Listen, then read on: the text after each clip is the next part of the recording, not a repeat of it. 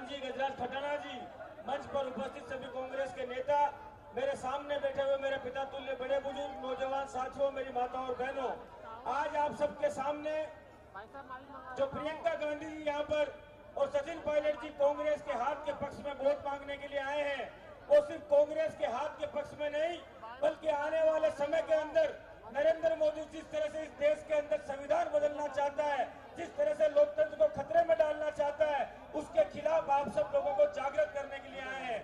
मैं आपको एक ही बात कहूंगा, आज जहां पर बीजेपी के लोग गांवों के अंदर घूम रहे हैं, जगह जगह पर एक ही बात कह रहे हैं कि मोदी की गारंटी, मोदी की गारंटी।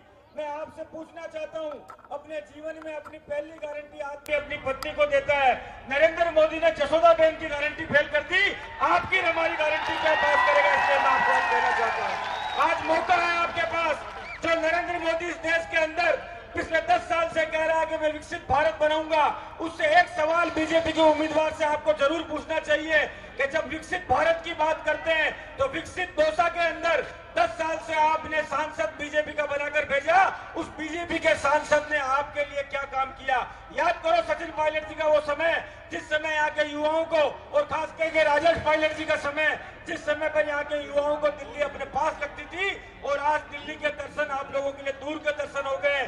मैं इसलिए आपको इतनी बात कहूंगा कि आने वाले समय में इस देश को अगर लोकतंत्र को बचाना है, संविधान को बचाना है, इस देश के अंदर गरीब किसान और मजदूर की आवाज को ताकत देनी है, तो राहुल गांधी जी के हाथ मजबूत करने के लिए कांग्रेस के हाथ के बटन दबाइए और कांग्रेस के हाथ के उम्मीदवार हमारे मुरारी मीणा जी को विजयी बनाकर भेजिए। यही बात आपसे कहनी थी। धन्यवाद। राम राम। जय हिंद, जय भारत। बहुत बहुत धन्यवाद माननीय धीरज जी। अब मैं